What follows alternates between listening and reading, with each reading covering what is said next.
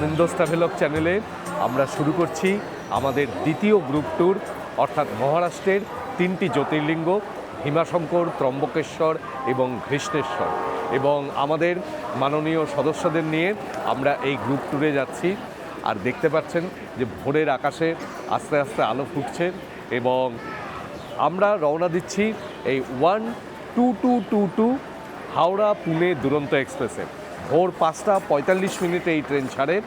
আজকে 15ই নভেম্বর, আমরা গিয়ে পৌঁছাবো আগামীকাল 16ই নভেম্বর সকাল 9টা 15 মিনিটে রাইট টাইম। যদিও এই ট্রেনটির বিশ্ব রেকর্ড আছে লেট করার ক্ষেত্রে, তাই তো রোজই প্রায় 5 ঘন্টা লেটে পৌঁছায়।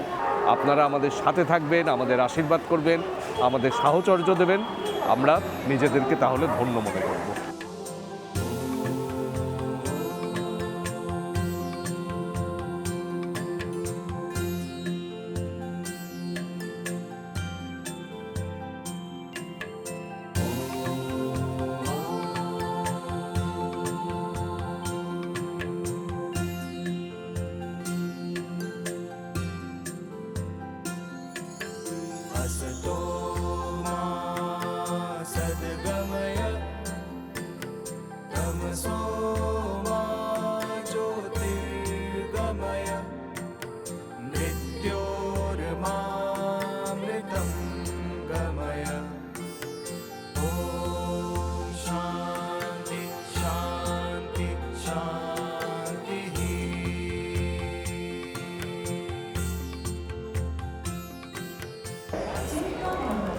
হাওড়া পুনে দুরন্ত এক্সপ্রেসে করে দুরন্ত গতিতে আমরা 6 ঘন্টা লেটে এসে পৌঁছালাম পুনা জংশন। ঘড়িতে এখন সময় 2:56। ট্রেন আসার কথা ছিল সকাল 9:15টায় এবং 9:15টার সময় এবং এই ট্রেনটি গত 2 বছর ধরে নিয়মিতভাবে এরকম 5-6 ঘন্টা লেট করে পৌঁছায়। তাই আমি সবাইকে বলছিলাম যে ট্রেনটি শিডিউল টাইমেই আসে, ট্রেনের টাইম টেবিল আপডেটেড করা হয়নি। এখন আমাদের ট্রেনের বিভিন্ন যাত্রীরা তারা বিভিন্ন কম্পার্টমেন্টে রয়েছেন, সবাইকে বলা হয়েছে প্যান্ট্রিকারের সামনে এসে জমায়েত হতে। সবাই জমায়েত হলে তারপরে আমরা এখান থেকে প্রথমে হোটেলে যাব। আজকে আমাদের প্ল্যান ছিল যদি সকালবেলা এসে পৌঁছাতাম তাহলে আমরা ভীমাশঙ্করে যেতাম, কিন্তু সেটা তো আর হলো না। আজকে হোটেলে পৌঁছে দেখা যাক যে পুনের কোনো একটি জায়গা যদি আমরা ঘুরতে পারি, 1টি বা 2টি জায়গা, এবং কালকে ভোরবেলায় আমরা রওনা দেবো ভীমাশঙ্কর। এখান থেকে আমাদের গাড়ি ঠিক করা রয়েছে, আমরা সেই গাড়িতে করে প্রথমে যাব হোটেল, আপনাদের হোটেলটি দেখাবো। এরপরে এই যে এই দিকে দাঁড়িয়ে যান সবাই। কিরকম লাগলো ট্রেন জার্নি?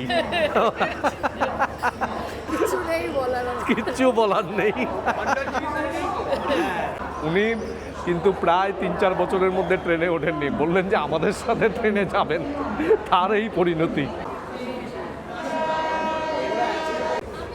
চলুন চলুন এগোন। তবে অনেকে ফ্লাইটেও এসেছেন, তারা আগেই পৌঁছে গেছেন এবং হোটেলে তারা রয়েছেন। আমরা হোটেলে গিয়ে তাদের সাথে মিট করব এবং তখন আমাদের এই গ্রুপটি সম্পূর্ণ হবে।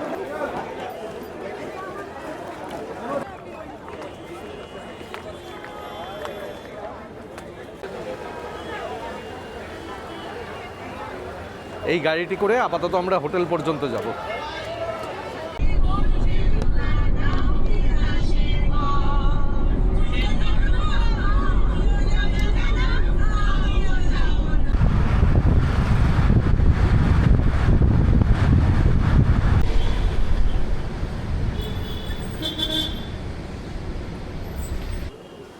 স্টেশন থেকে আমরা হোটেলে এসে পৌঁছালাম। এই আমাদের হোটেল হলিডে ইন। আপনাদের আগে হোটেলটি বাইরে থেকে দেখিয়ে দিই, তারপরে হোটেলের ভেতরের অংশ দেখাবো। কি হোটেলটি কেমন? দারুণ দারুণ, মানে আমি আশাই করিনি এইরকম দারুণ। এই হচ্ছে হোটেল। চলুন ভেতরে গিয়ে দেখি কেমন। ওনারা এসছেন? হ্যাঁ, আচ্ছা আচ্ছা, হ্যাঁ ওনারা আগেই পৌঁছে গেছেন, ওনারা ফ্লাইটে এসছেন। আরও আছেন তো ওনারা? ওপরে আছেন। আচ্ছা ঠিক আছে, আমরা এখানে সবাই মিলে আগে একসাথে হই, তারপরে রুমে যাই। রুমগুলো একটুখানি ডিস্ট্রিবিউট করার ব্যাপার রয়েছে, এরপরে আবার দেখাচ্ছি।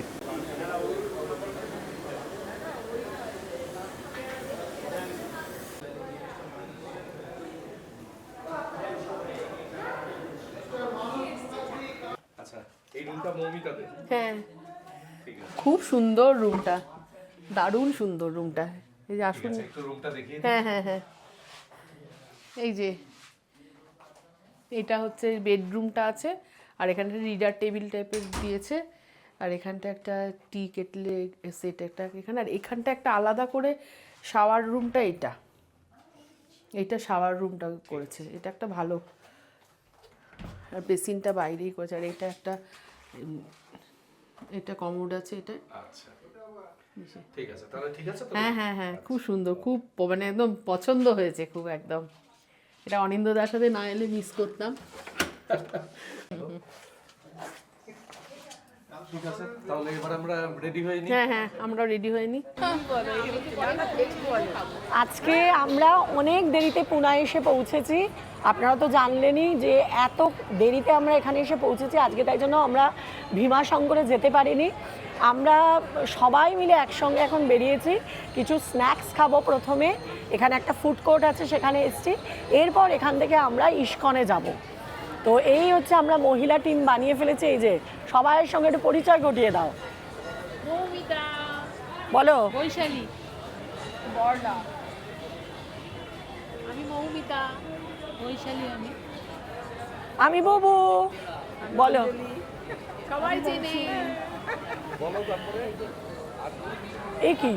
আমরা এখন এখানে ধোসা খাবো, পাও ভাজি খাবো, কে কি খাবো বুঝে উঠতে পারছি। হ্যাঁ, আমরা এখন এখানে অর্ডার দিয়েছি। প্রথমে চাউমিন, চিকেন চাউমিন, তারপর কেউ কেউ পাও ভাজি, তারপরে যদি পেটে জায়গা থাকে আরও কিছু খাবো। চা তো খাবোই, ওটা তো কমন আর কি। আর আমি নিয়েছি পাও ভাজি। পুনে মে আকে পাও ভাজি নেই খায়া তো কেয়া খায়া, তাই তো? মোটেও না, পুনায় হচ্ছে বাড়া পাও, বম্বের খাবারই হচ্ছে বাড়া পাও। পাওভাজিও বটে, তবে আপনারা আমাদের আবার জাজ করবেন না যে সবাই মিলে চিকেন চাউ নিয়েছি বলে। আমরা পরবর্তী পর্যায়গুলোর জন্য রেখে দিচ্ছি খাবার। এখনো অনেক দিন আছে, এরপরে এগুলো খাবো। একটু ফুড রিভিউটা দিয়ে দিন, কিরকম খাচ্ছেন। আমাদের তাহলে একটা কলকাতার মতো নয়, চাউমিনটা কলকাতার মতো নয়। এই কথাটা সত্যি। আমি কিন্তু চাউমিন এবং পাওভাজি দুটোই খেয়েছি, কিন্তু চাউমিনটা সেরকম সুবিধার লাগলো না। পাওভাজিটা বেশ ভালো, তাই না মানুষদা? পাওভাজিটা অসাধারণ লেগেছে। পাওভাজিটা ভালো লেগেছে, চাউমিনটা অতটা সুবিধার নয়। বা তোমরা তো একের পর এক নিয়েই যাচ্ছ। মানে দেখা যাচ্ছে নিয়েছি, কিন্তু এটা তো শেয়ার হবে। একদম তাই, কি? আমরা একটা নিচে নিয়ে সবাই মিলে খাচ্ছি। বলো সেটা, হ্যাঁ হ্যাঁ, নাহলে আমরা আমাদের সঙ্গে আমাদেরকে দেখলে এই পরে ওরা বার্তা ভাবে যে আমরা যাচ্ছে। প্রচুর খাচ্ছি, আমরা নিচ্ছি, নিয়ে সবাই মিলে ভাগ করে খাচ্ছি একদম। আমাদের আজকে যা প্ল্যানিং ছিল পুরোপুরি চেঞ্জ হয়ে গেছে। এখন সন্ধেবেলায় আমরা সবাইকে নিয়ে এসেছি পুনের স্বামীনারায়ণ মন্দিরে। এই মন্দির চত্বরটি অসম্ভব সুন্দর, বিশেষ করে সন্ধ্যাবেলার দিকে তো আলো দিয়ে সাজানো চারিদিক খুবই ভালো লাগে। কিন্তু মন্দিরের ভেতরে ফটো তুলতে দেওয়া হয় না, যে কোনো স্বামীনারায়ণ মন্দিরেই ছবি তুলতে দেওয়া হয় না। এখানেও একই নিয়ম। মন্দিরের বাইরের থেকে এই অঞ্চলটি যতটুকু জায়গা ফটো তুলতে দেয় আপনাদের দেখাচ্ছি।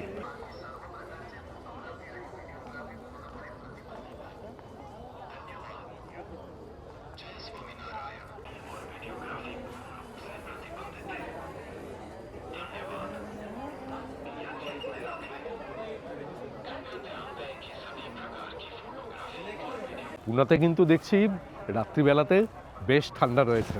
আমি যার জন্য জ্যাকেট পরে নিয়েছি এবং অনেকেই কম বেশি শীতবস্ত্র পরেছেন। দিনের বেলায় যখন এসে পৌঁছলাম তখন এতটা ঠান্ডা লাগছিল না।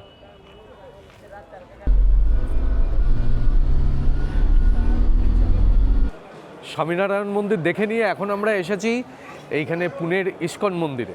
এই মন্দিরটিও খুব সুন্দর, ভেতরে খুব সুন্দর আলোকসজ্জা, কিন্তু দুর্ভাগ্য একটাই, সেটা হচ্ছে ছবি তুলতে দেওয়া হয় না। ভেতরে ঢুকতে গেলাম, বললো যে ক্যামেরা অ্যালাউড নেই হয়।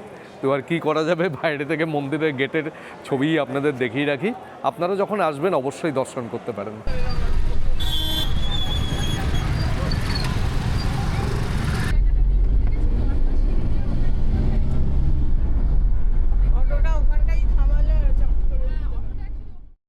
আজকে 17ই নভেম্বর। আজকে আমরা রওনা দেবো পুনে থেকে ভীমাশঙ্করের উদ্দেশ্যে। আমাদের গেস্টরা সবাই নিচে চলে এসছেন, এখানে ব্রেকফাস্ট করছেন সবাই। আর এই যে এইখানে বুফে সিস্টেমে ব্রেকফাস্টের আয়োজন, সমস্ত কিছুই রয়েছে পরপর দেখুন। ব্রেকফাস্টের খুব সুন্দর অ্যারেঞ্জমেন্ট।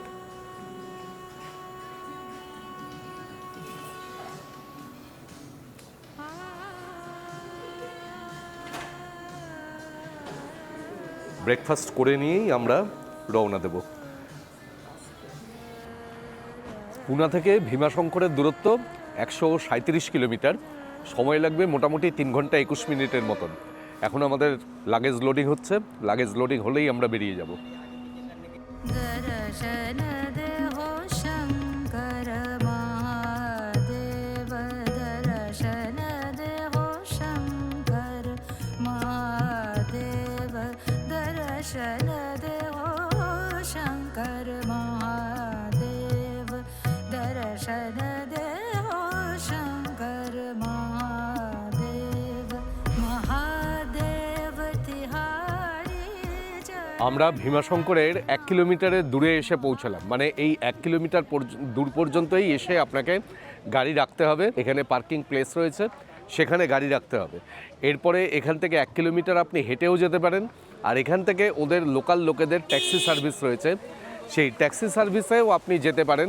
এখানে আমাদের সেই ট্যাক্সির জন্য দরদাম করছে সবাই।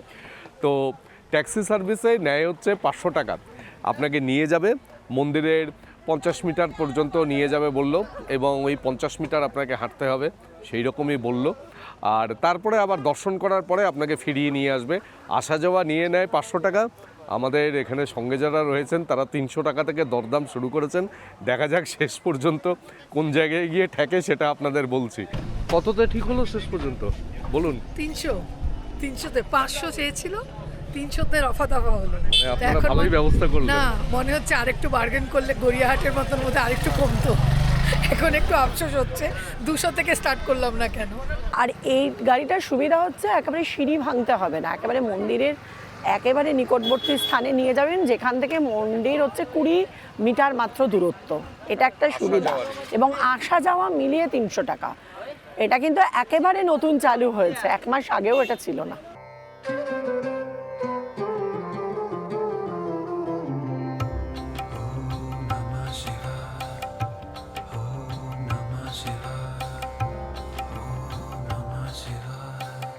এমনিতে আপনাকে 300টা সিঁড়ি ধরে নামতে হবে ওপর থেকে, কিন্তু আমরা এই যে পথ দিয়ে এলাম এর ফলে আর কোনো সিঁড়ির ব্যাপার নেই। এই যে মন্দিরের পাশেই আমরা চলে এলাম।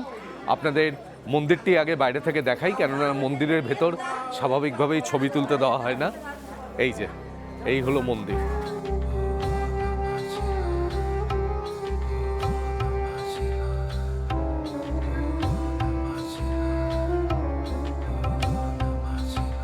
দ্বাদশ জ্যোতির্লিঙ্গের অন্যতম ভীমাশঙ্কর জ্যোতির্লিঙ্গ।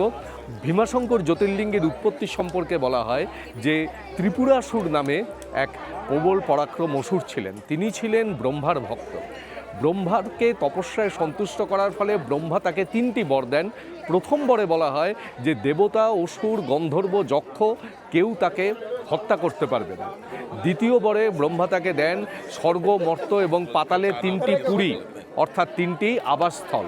আর তৃতীয় বর অনুসারে ত্রিপুরাসুর ব্রহ্মার কাছ থেকে পান যে তিনি এই ত্রিভুবনের যে কোনো জায়গায় সহজেই ভ্রমণ করতে পারবেন। তা এই রকম প্রবল পরাক্রমশালী হয়ে ত্রিপুরাসুর তিনি বিভিন্ন জায়গাতে গিয়ে বিভিন্ন মানুষ এবং দেবতা তাদের উপর অত্যাচার শুরু করলেন। শুধু তাই নয়, তিনি দেবরাজ ইন্দ্রকে স্বর্গ থেকে বিতাড়িত করলেন। দেবরাজ ইন্দ্র তখন কৈলাসে গিয়ে মহাদেবের আরাধনা করেন এবং মহাদেবকে আহ্বান করেন যে এই ত্রিপুরাসুরকে হত্যা করার জন্য। মহাদেব তখন এই স্থলে আবির্ভূত হয়ে তিনি ত্রিপুরাসুরকে হত্যা করেন, এবং ত্রিপুরাসুরের সাথে যুদ্ধের সময় মহাদেবের গা থেকে যে ঘর্ম বা ঘাম নির্গত হয় তার থেকে তৈরি হয় এখানে ভীমা নদী। আর এইখানে ভীমকুণ্ড নামে মন্দিরের পেছনেও একটি কুণ্ড রয়েছে। আর এই যে দেখছেন মন্দিরটি, এটি 8ম শতকে নানা ফড়নবিশ তিনি নির্মাণ করেছিলেন। এই মন্দিরটি প্রধানত নাগর শৈলীতে তৈরি।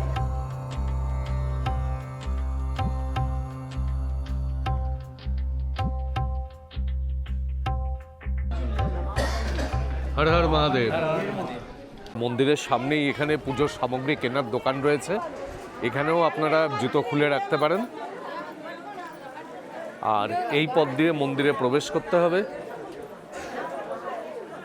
এই হলো মন্দিরে প্রবেশের লাইন, এইখান দিয়ে মন্দিরে প্রবেশ করা যায়। এখানে হচ্ছে মাওয়া হচ্ছে বিখ্যাত।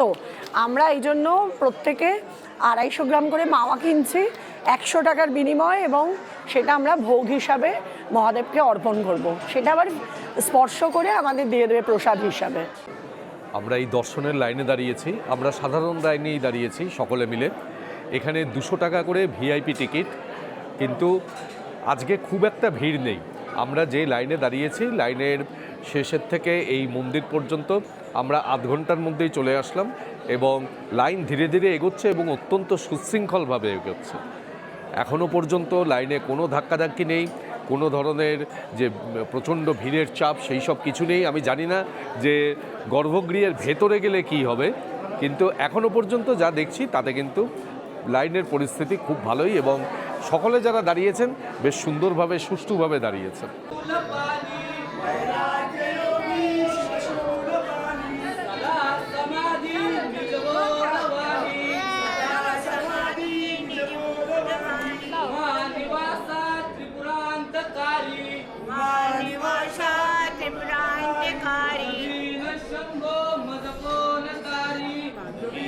शंभो मदोनकारी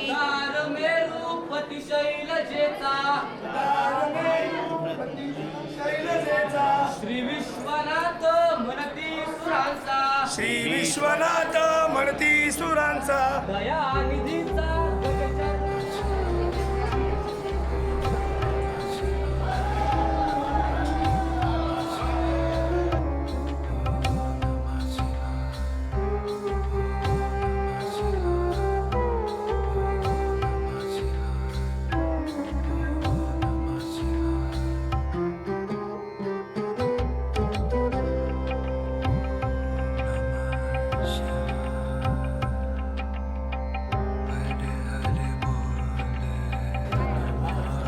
আজকে সোমবার, কার্তিক মাসের সংক্রান্তির দিন আমরা সবাই মিলে এত ভালো বাবার মাথায় জল ঢালাম, ভীমাশঙ্কর দর্শন হলো।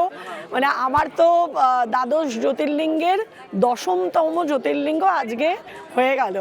মানে ঈশ্বর করুক আর দুটো যেন করে ফেলতে পারি। মানে এবার তো এসছি তাই জন্য ঘৃষ্ণেশ্বর, ত্রম্বকেশ্বর এবং ভীমাশঙ্কর দর্শনের জন্য, এবং আজকে আমরা ভীমাশঙ্কর দর্শন করলাম খুব সুশৃঙ্খলভাবে এবং সুন্দর করে পুজো দিলাম ওখানে বসে, এবং গঙ্গাজল সহযোগে বাবার মাথায় জল ঢাললাম, এবং পণ্ডিতজি যিনি ছিলেন ইনি প্রসাদ ছুঁয়ে দিলেন। খুব ভালো অভিজ্ঞতা, খুব সুন্দর অভিজ্ঞতা হলো আমাদের। এবার সবাই বলো তোমাদের অভিজ্ঞতা। হ্যাঁ, আমাদেরও প্রচুর ভালো লেগেছে। অনেক আশা নিয়ে এসেছিলাম কখন দর্শন করব।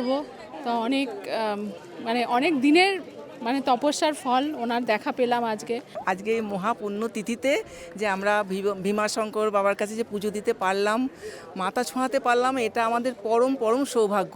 আমি ভীষণ খুশি, আমি ভীষণ তৃপ্ত আজকে। কেমন লাগলো? হ্যাঁ, আমার তো বেশ ভালো লেগেছে। যেটা আমার সবচেয়ে ভালো লেগেছে, এত বড় একটা ক্রাউডকে ওরা ম্যানেজ করছে খুব ডিসিপ্লিন ওয়েতে, কোনো ধাক্কাধাক্কি নেই, সুন্দর করে প্রত্যেকে যার যা ইচ্ছে সে তেমনিভাবে পুজোটা দিতে পারলো। আমার খুব ভালো লেগেছে। তোমাদের কেমন লাগলো বলো? আমারও খুব ভালো লেগেছে, আর এখানে সিস্টেমেটিক ব্যাপারটা খুবই ভালো লেগেছে। আর আজকে সোমবার প্লাস কার্তিক মাসের সংক্রান্তি, এই দিন বাবার দর্শন উনি চেয়েছেন বলেই আমরা করতে পেরেছি। একদম তাই। বলো, তোমরা বলো। হ্যাঁ, আজকে কার্তিক সংক্রান্তির দিনে যে সোমবারে যে বাবার দর্শন করতে পেরেছি অসাধারণ। হ্যাঁ, সত্যি কথা, আজকের দিনটা এইভাবে আমরা যে এত সুন্দরভাবে দর্শন করতে পারবো এটা আমরা ভাবতেই পারিনি। এত সুশৃঙ্খল, কোনো ঝামেলা নেই। মানে আমরা ভাবছিলাম ভিআইপি টিকিট, কিন্তু ভিআইপির কোনো দরকার লাগেনি। খুব সুন্দর, ভীষণ সুন্দর। মানে আমাদের দর্শনটা আজকে উনি নিজে করিয়েছেন। হ্যাঁ, একদম। আমাদের যদি কালকে ট্রেন সঠিক টাইমে আসতো আমরা কিন্তু আজকে দর্শন করতাম না, হ্যাঁ, আমরা কালকেই করতাম। করতাম। উনি চেয়েছেন বলেই আজকে আমরা দর্শন করতে পারলাম। পেরেছি। এই জন্য বলি না, এই জ্যোতির্লিঙ্গ দর্শন কিন্তু উনি না চাইলে কখনো হ্যাঁ, সম্ভব একদম, না। একদম। এটা কিন্তু সঠিক কথা। একদম। ভালোই লেগেছে। গর্ভগৃহে গিয়ে এরকমভাবে বাবার মাথায় জল ঢালতে পারবো, এটা আশা করিনি। হ্যাঁ সত্যি আমরা আশা করিনি, সত্যি। আমরা ভেবেছিলাম দর্শন করেই বেরিয়ে যাব, কিন্তু এটা নতুন দেখলাম। এখানে কিন্তু জল ঢালতে দেওয়া আমরাও শুনেছিলাম, তাই না? আপনাদের এই ব্যবস্থাপনায় কোনো অসুবিধা? না না, খুব সুন্দর, খুব সুন্দর, খুব ভালো করে করেছে, এত সুন্দর দর্শন হয়েছে।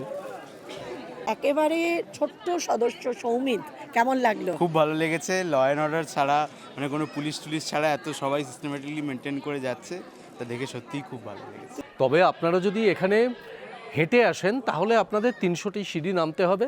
সেখানে ডলি সার্ভিস রয়েছে, সেই ডলি সার্ভিসে যদি আপনি যান তাহলে 2000 টাকা আপনাকে ডলি নিয়ে যাবে, একেবারে ভিআইপি দর্শন করিয়ে আবার নিয়ে আসবে।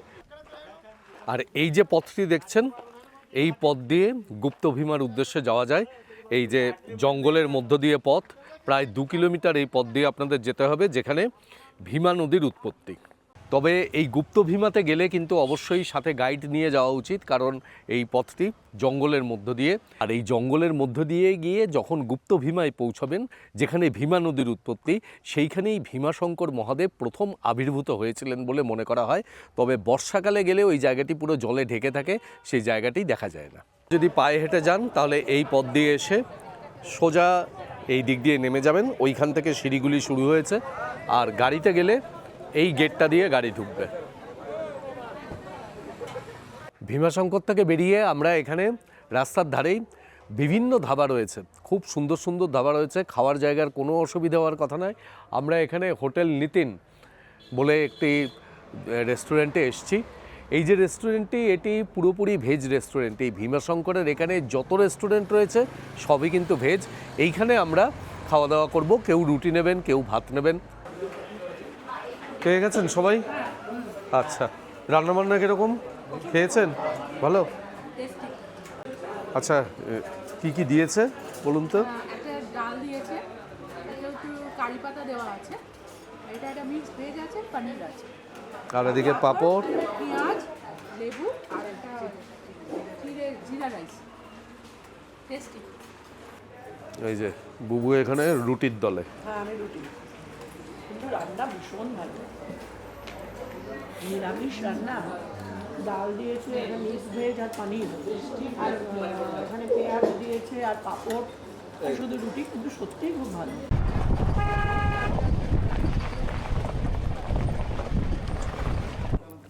এখন ঘড়িতে সময় 8:38। আমরা ভীমাশঙ্কর থেকে সরাসরি শিরডিতে এসে পৌঁছালাম। ভীমাশঙ্কর থেকে শিরডির দূরত্ব 180 কিলোমিটার, মোটামুটি 4 ঘন্টা মতন সময় লাগে। তবে রাস্তায় আমরা এক জায়গায় টি ব্রেক নিয়েছিলাম, সেখানে টি স্ন্যাক্স এসব খেলাম, তো সেখানে প্রায় 45 মিনিট মতন সময় গেছে। এবং এখন আমরা এসে হোটেলে চেক ইন করবো এবং আগামীকাল সকালবেলায় আমরা শিরডি মন্দির দর্শন করতে যাব। আপনাদের আগে আমরা হোটেলটা দেখিয়ে দিই। এই হোটেলটির নাম হলো সেন্ট লরেন হোটেল। আমরা এই মন্দিরের কাছাকাছি হোটেল নিয়েছি, মন্দির থেকে ওই 150 মিটার মতন দূরত্বে।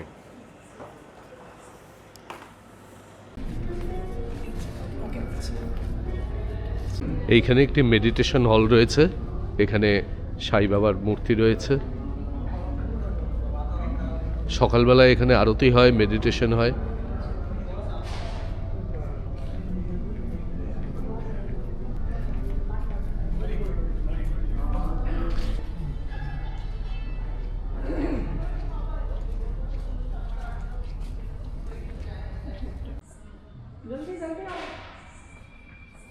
এই হলো আমাদের রুম, দেখুন রুমটি খুব সুন্দর। রুমের সাইজও যথেষ্ট বড়, বেড সাইজ যথেষ্ট বড়। এখানে টিভি, ইন্টারকম, এদিকে ওয়ার্ড্রব, এখানে ড্রেসিং টেবিল, এইখানে জানালা। এই যে এখন রাত্রিবেলায় বোঝা যাচ্ছে না। আর এই দিকে দেখুন, 2টি 1 লিটারের জলের বোতল রয়েছে, গ্লাস, কাপ, টি কফির শেষে ইলেকট্রিক কেটেল সবই রয়েছে। আর এই দিকে হলো বাথরুম। আর এই ফ্লোরেই পরপর আমাদের রুমগুলি, একেবারে এইখান থেকে শুরু করে এই পরপর সমস্ত গেস্টদের রুমগুলি রয়েছে। এখান থেকে রাত্রিবেলায় লনের ভিউ কি সুন্দর, সুইমিং পুল।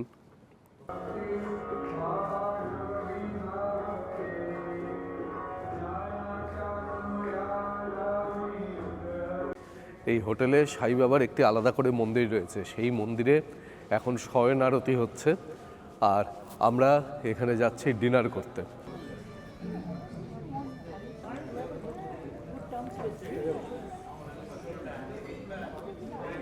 ডিনারে এখানে আলু গোবি, এখানে মিক্সড ভেজ, আর এখানে ডাল, আর এদিকে রুটি।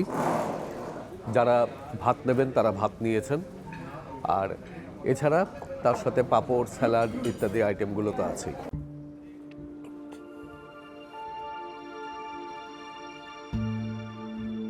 Good morning. আজকে 18ই নভেম্বর 2025, আমাদের গ্রুপ ট্যুরের আজকে তৃতীয় দিন। সবার আগে দেখুন কি সুন্দর সানরাইজ হচ্ছে। আমরা এই যে হোটেলটিতে রয়েছি, এই হোটেলের ব্যালকনি থেকে কি অসাধারণ সানরাইজ দেখা যায়।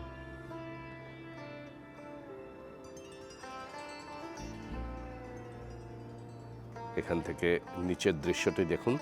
এইদিকে সমস্ত রুমগুলি রয়েছে, এইদিকে লন, এখানে সুইমিং পুল, খুব সুন্দর।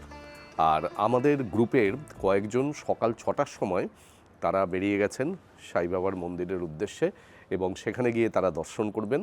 আর আমরা কয়েকজনকে নিয়ে যাব 7টার পরে, অর্থাৎ এখানে থেকে বাস সার্ভিস রয়েছে, আমাদের হোটেল থেকে বাস সার্ভিস রয়েছে। সেই বাস এখান থেকে সামান্য কিছুটা দূরে, মিনিট 5 লাগে, সেই বাস নিয়ে যায় সেইখানে মন্দির পর্যন্ত। তো তারা ফিরলে আমরা যাব, তারপরে ব্রেকফাস্ট করব, এইরকমই একটা পরিকল্পনা রয়েছে।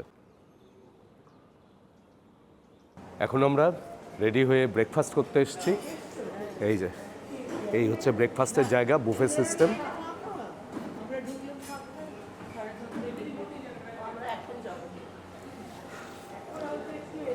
ব্রেকফাস্টে প্রচুর আইটেম রয়েছে। এটা ফ্রুট সেকশন, এইদিকে ধোসা কাউন্টার, এখানে লস্যি, হানি, কর্নফ্লেক্স, পুরি, পোহা, আরও অন্যান্য অনেক কিছু রয়েছে। ব্রেকফাস্টে প্রচুর আইটেম রয়েছে।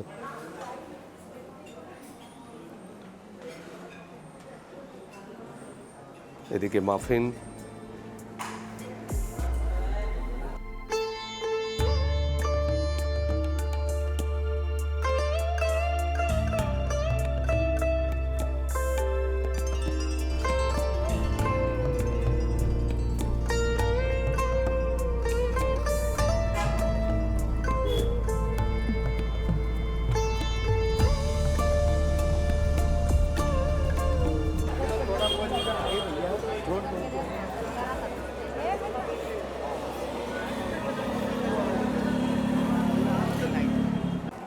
যদি আপনারা ভিআইপি দর্শন করেন তাহলে 6 নম্বর গেট দিয়ে ঢুকতে হবে।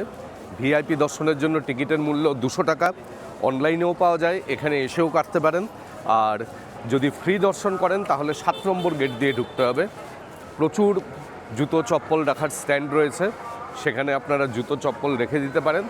আমাদের গাড়ি এসে যেখানে ড্রপ করলো, তারপরে আমরা এখন যাচ্ছি সেই জুতো চপ্পল রাখার স্ট্যান্ডের দিকে। এই যে এখানে লেখা রয়েছে গেট নাম্বার 7 এবং 8 ফ্রি দর্শন, আর গেট 6 দর্শন পেইড। এই যেতে যেতে ছোট্ট করে সাই বাবা সম্পর্কে বলে দিই।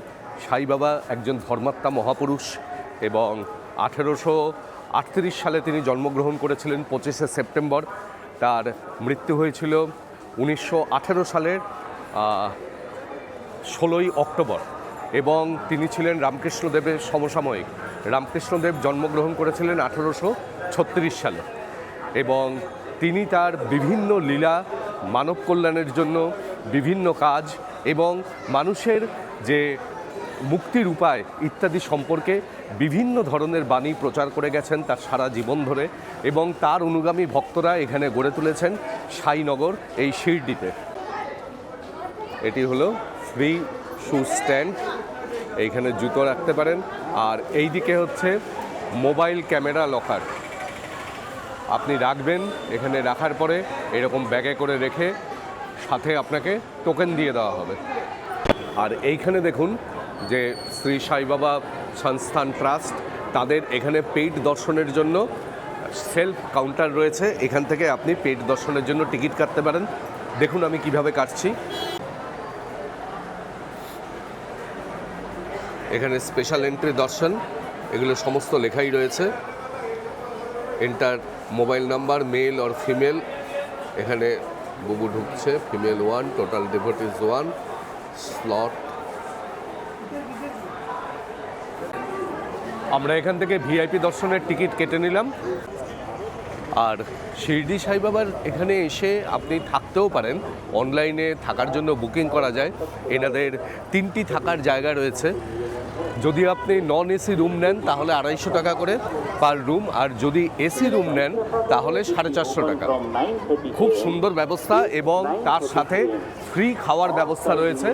আর যদি আপনি 50 টাকা দিয়ে খাওয়ার জন্য কুপন কাটেন তাহলে আপনি টেবিলে বসবেন এবং আপনাকে খাবার এসে সার্ভ করে দিয়ে যাবে। আর নতুবা আপনার খাওয়া দাওয়া সবই সেলফ সার্ভিস। এখন এই পথ দিয়ে ভিআইপি দর্শন করতে যাব। জুতো চপ্পল সেগুলো সব আগেই রেখে দেওয়া হয়েছে।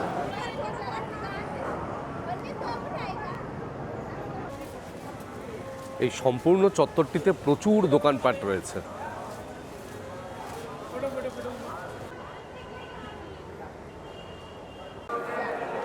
এই গেটটি হলো 4 নম্বর গেট।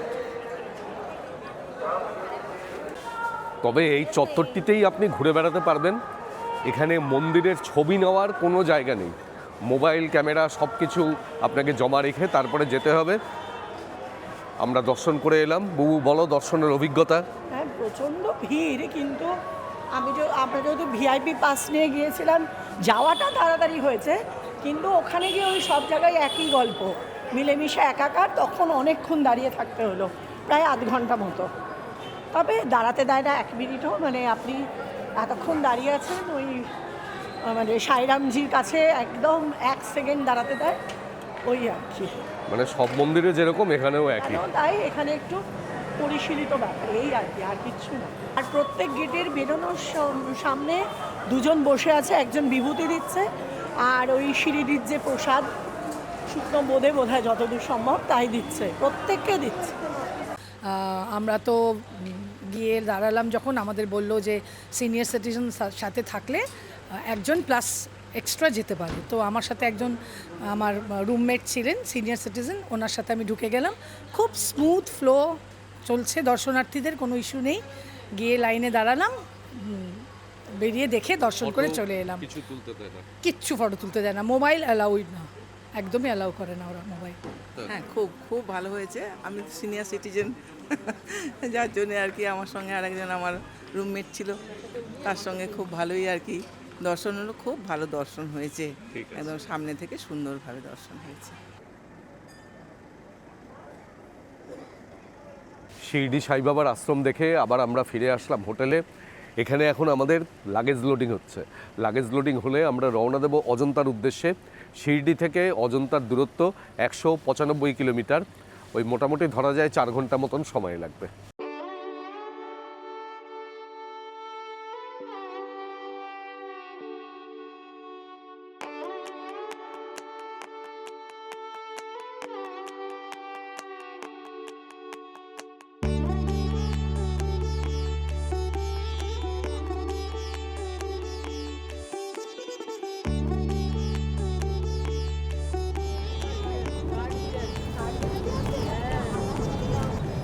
আমরা এখন পৌঁছে গেলাম ঔরঙ্গাবাদে। 2022 সাল থেকে ঔরঙ্গাবাদের নাম পরিবর্তন হয়েছে ছত্রপতি সম্ভাজিনগর।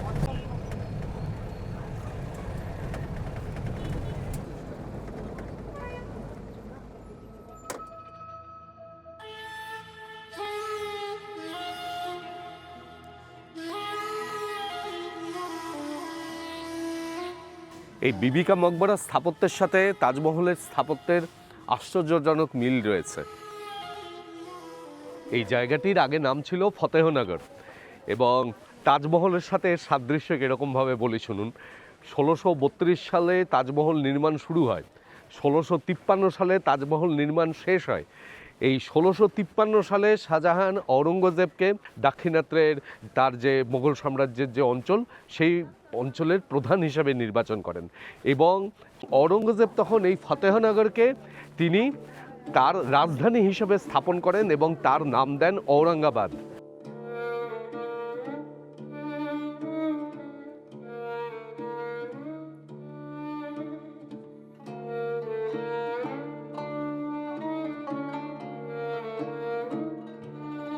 তারপরে তার স্ত্রী দিলরাজ বানু তিনি মারা গেলেন, এবং মারা যাবার পরে ঔরঙ্গজেবের পুত্র আজম শাহ তিনি 1660 থেকে 1670 খ্রিস্টাব্দের মধ্যে এই যে মকবরাটি সেটি নির্মাণ করেন। এই দিলরাজ বানু বা দিলরাজ রুবানির মকবরা নামে এই মকবরাটি বিবিকা মকবরা হিসেবে পরিচিতি লাভ করে।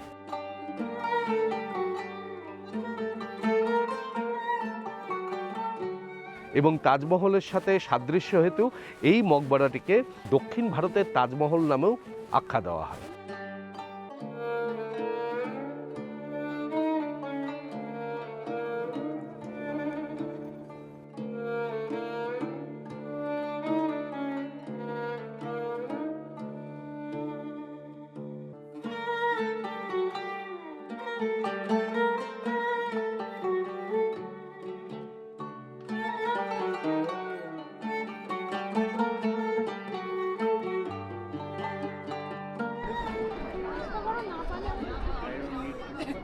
আমরা এখন এসে পৌঁছেছি বিশ্ব ঐতিহ্য স্মারক অজন্তা গুহার সামনে।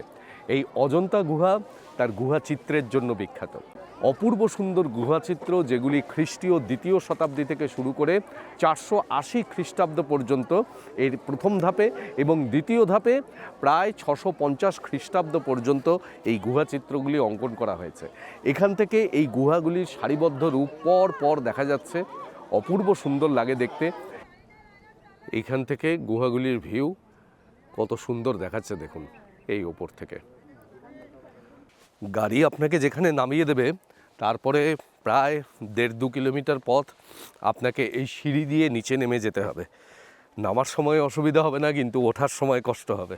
অজন্তার এই গুহাগুলি ইউনেস্কো ওয়ার্ল্ড হেরিটেজ সাইটের অন্তর্গত। এগুলি প্রধানত বৌদ্ধ গুহা, এবং বিভিন্ন ফ্রেস্কো পদ্ধতিতে এই গুহাতে চিত্রগুলি অঙ্কন করা রয়েছে।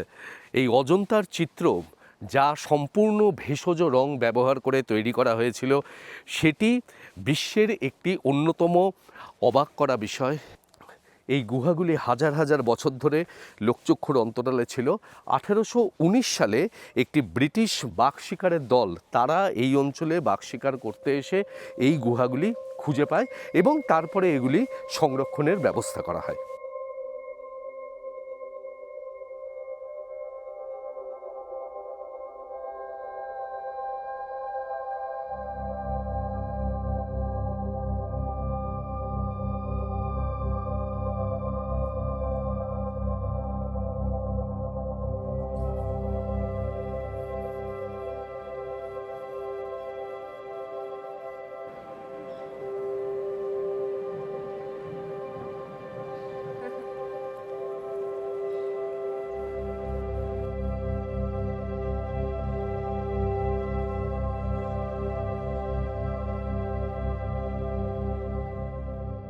অপূর্ব সুন্দর গুহাগুলি, গুহার ভেতরে অপূর্ব সুন্দর ভাস্কর্য, তার সাথে বিভিন্ন ধরনের চিত্রকলা মুগ্ধ করে দেওয়ার মতো। এই পাহাড়ের ক্লিপ বরাবর এই সমস্ত গুহাগুলি, যাতে যে কোনো ধরনের প্রাকৃতিক দুর্যোগ থেকে রক্ষা পাওয়া যায়।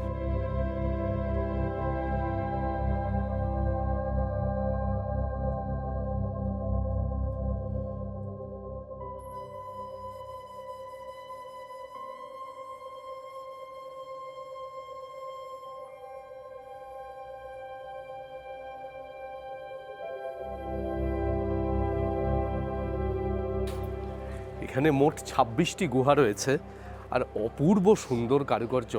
পাহাড়ের গায়ে এই রকম জঙ্গলাকীর্ণ পরিবেশে পাথরের উপরে কি অপূর্ব শিল্পকর্ম বলে বোঝাতে পারবো না। মানে 2000 বছরের আঁকা ছবি, অথচ এখনও মনে হচ্ছে যে কত জীবন্ত।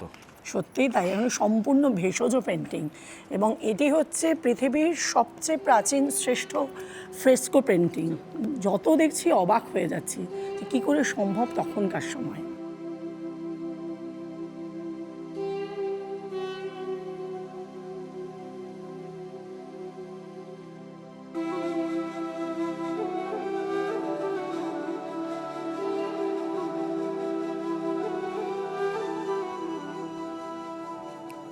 এগুলো সব নষ্ট হয়ে গেছে, দেয়াল থেকে সব খসে খসে পড়ে গেছে। এগুলো তো ফ্রেস্কোর কাজ, সেগুলো সব দেয়ালের থেকে খসে পড়ে গেছে। পাথরের উপর যে কাজ সেগুলো এখনো পর্যন্ত অটুট রয়েছে। অনেকটা জায়গা জুড়ে এই গুহাচিত্রগুলি আপনারা ধীরে ধীরে হাতে সময় নিয়ে দেখবেন, মোটামুটি ঘন্টা তিনেক সময় তো লাগবেই। এইগুলো দেখেই বোঝা যাচ্ছে যে এগুলো বিভিন্ন সময়ে মেরামত করা হয়েছে। তবে এই বিভিন্ন গুহাগুলির মধ্যে আপনারা বিশেষভাবে দেখবেনই 1, 2, 4, 16, 17 এবং 26 নম্বর গুহা।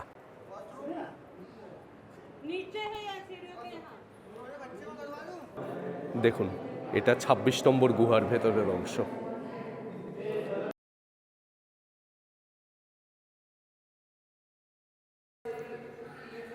এইখানে রয়েছে শায়িত বুদ্ধের অপূর্ব মূর্তি।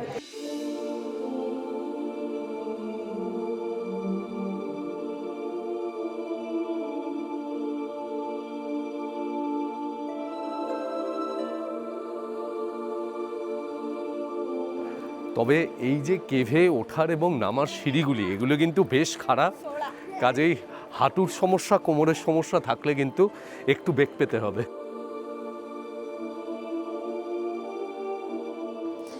এই যে গুহাটা আমি দেখে আসছি, এই গুহায় কিন্তু কোনো পেন্টিংও নেই, কোনো স্কাল্পচারও নেই। এই গুহাগুলো ব্যবহৃত করতেন বৌদ্ধরা তাদের বসবাসের জন্য। যখন বাইরে প্রবল বর্ষা হতো বা প্রাকৃতিক বিপর্যয় হতো, তখন এখানে এসে বৌদ্ধরা আশ্রয় নিতেন। এই জন্য ছোট ছোট গুহা করা রয়েছে, ওখানে ওনারা থাকতেন। এই গুহাটি হলো 4 নম্বর গুহা। কি সুন্দর গুহাটি, দেখুন কত বড়।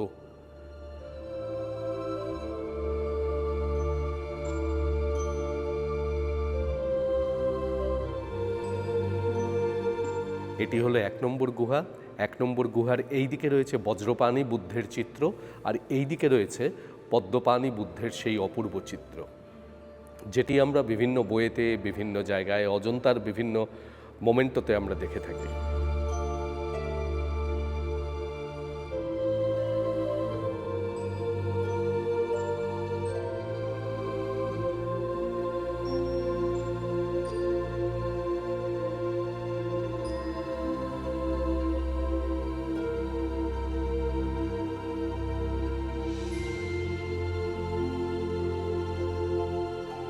অজন্তার গুহাচিত্র দেখে ফিরে যাচ্ছি, অনেকক্ষণ ধরে দেখলাম, সত্যিই তাই, জীবনের এক অন্যতম দুর্লভ অভিজ্ঞতা সঞ্চয় করে ফিরছি। 2000 বছর আগে মানুষ কি করে এইরকম নিখুঁত চিত্র আঁকতে পারত, মানে সত্যিই ভাবলে অবাক হতে হয়। দারুণ অভিজ্ঞতা হলো, অনেক দিন মনে থাকবে।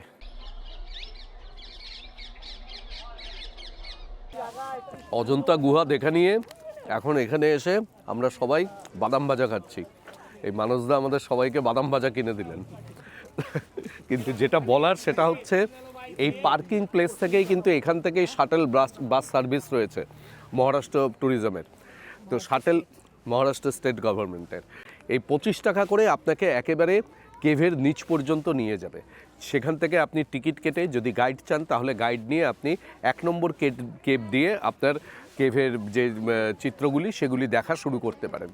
কিন্তু আপনার ড্রাইভার আপনাকে কিন্তু ঘুরিয়ে অন্য জায়গাতেও নিয়ে যেতে পারে, কারণ এখানে পার্কিংয়ের একটা চার্জ রয়েছে, বোধহয় ঘন্টা পিছু 30 টাকা মতন। তো সেইটাকে এড়াবার জন্য ড্রাইভার অনেক সময় আপনাকে অন্য জায়গায় নিয়ে যায়, যেমন আমাদের নিয়ে গেছিলো। তার ফলে অনেকটা সিঁড়ি দিয়ে নামতে হয়েছিল।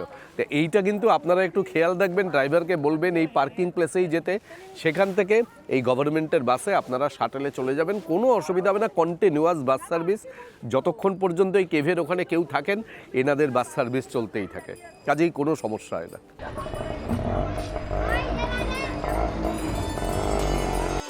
सर्वव्यापी तू